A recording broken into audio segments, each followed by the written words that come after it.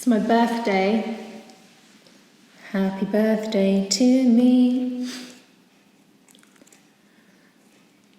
I wish this should be my second night in Italy with the girls. We'd had this trip planned since our visit there last year. We had to cancel everything a fortnight ago when Italy and Spain started their lockdowns. We'll be doing the same here soon, I know. Science says we need to. I see things I'm not allowed to talk about. It's like working for MI5. But we haven't had to fill forms out in triplicate yet. At least I've got some cake.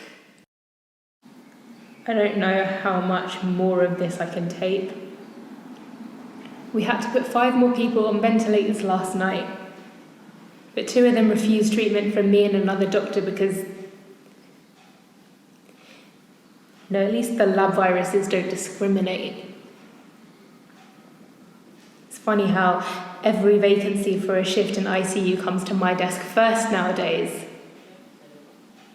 I didn't choose to go back on the wards. I don't want to be another statistic. Just another black or brown body added to the scrapyard. Everybody's somebody. Seeing so much death is not normal. Even as a doctor, I know it's not normal. I expect it, of course, but I'm not a fucking soldier in battle. When we'd finished our 12-hour shift, news update was 11,000 dead. Scientifically, it's fascinating to see how the virus is altering, but these aren't lab conditions. Simon's my boss in the lab, Mr. Simon Pitlock, now he's a consultant. We both went for that head of department position. I've got 3 more years practical experience from my time in the field, but no, this is still not a passport into the old boys network. Behave, keep your head down, act British and you'll go far. I am fucking British. I did stop wearing the hijab into the lab for a while because I'm more than the burqa and that is the only thing they saw. But everything's changed now. It's Ramadan. I haven't been shopping for ages. I've got nothing in. I'm just too tired to go after work. For one thing, I never know what time I'm going to finish.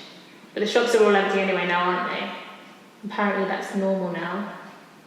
Instead of mentioning the C word, I heard someone coined a new phrase for what's going on. They say, what with one thing and another?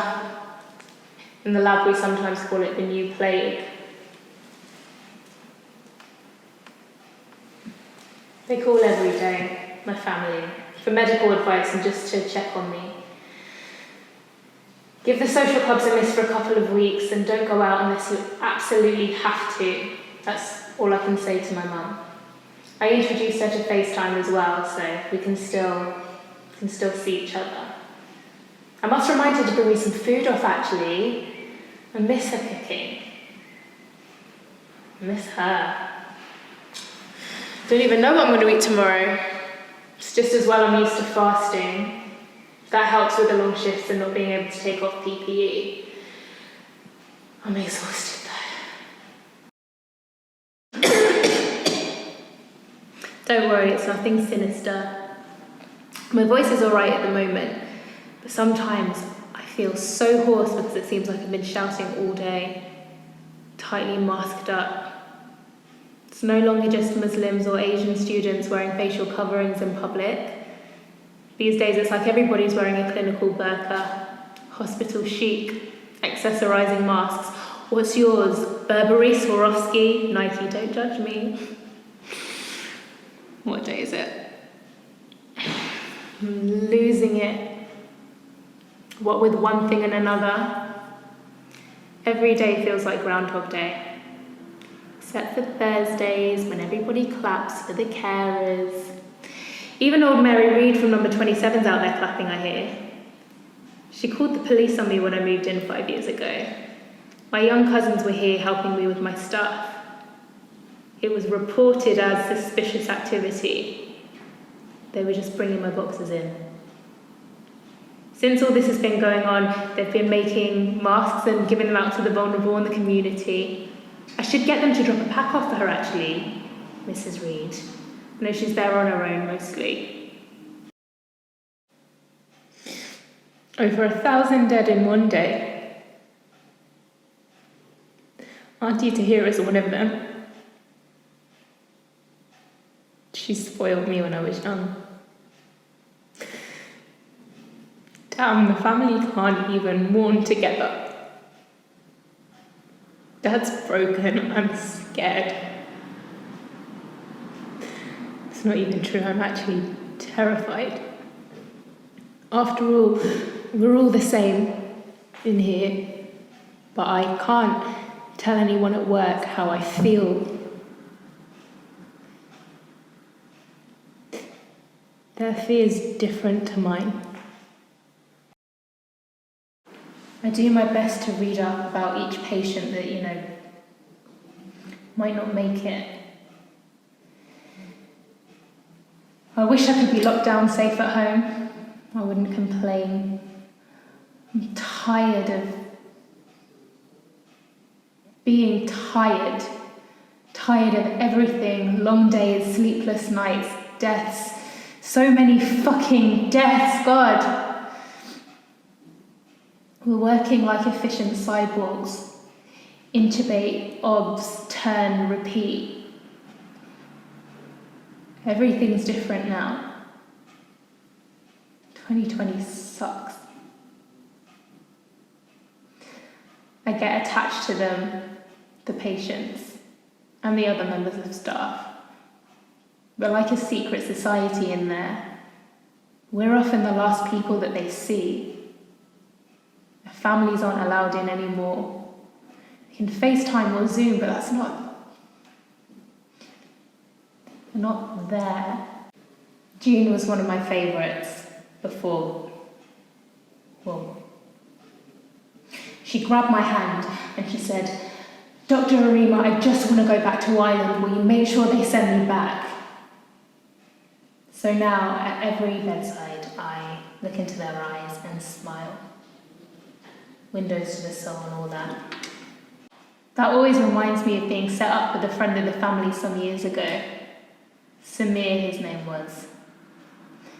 He's a good boy, they said, so I agreed to meet him just to get them off my back. We weren't exactly alone when we met, and I was nervous as well. I felt sorry for him because the pressure was on. He was 3 years older than me.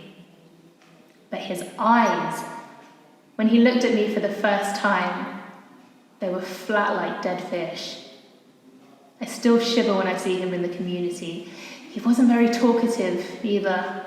He just kept looking at his hands or his shoes the whole time. All he said to me was, "You will wear the full burqa when we marry. My wife will be modest." There weren't any more arranged meetings after that. I think Mum and Dad knew I'd say no before I did. I choose when I wear the hijab. That's Mum. Every day like clockwork. My family almost left me to pursue my career after that meeting with Samir, but the hints never stopped though. A good husband and children will be better than another degree or promotion. A good Muslim girl would blah blah blah. I avoid family gatherings as much as I possibly can. Well, I did. I'd give anything to go to one now. 3 more today. We can tell he's going to make it or not by the second day of oxygen. When they first come in, they say it's difficult to tell who's who with our masks on, so now we have our names and photos on our aprons. They're evidently scared when they see us like that, so I smile even more with my eyes, just to put them at ease. I'm used to doing it. Smizing. I've used it since I chose to wear the hijab at uni. Anyway, when they're slipping away, I can see the naked fear in their eyes. They yearn for something normal, So I reach out to them until it's their time. During the rounds, I always touch them on their arms as they lay there surrounded by equipment. I can't leave them to go without knowing that somebody right there cares. Even the ones that initially refused me don't seem to mind now. You are loved, I whisper.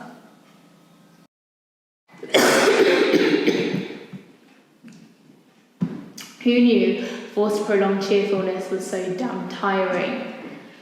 When I get home, after another day of smizing for England, I clinically decontaminate and I cry. This is the only time since this whole thing started that I'm really glad that I live alone. There are always 1,000 reasons to cry after what I've seen. But last Friday, it really got to me. After a night shift, I was on my way home. Stopped at the traffic lights. Not many people round. The man in the car next to me wound down his window and actually spat at me before shouting, "Get out of our country, go back home." I froze. I'd bet anything that he's one of the people that would clap for the anonymous version of me on a Thursday night.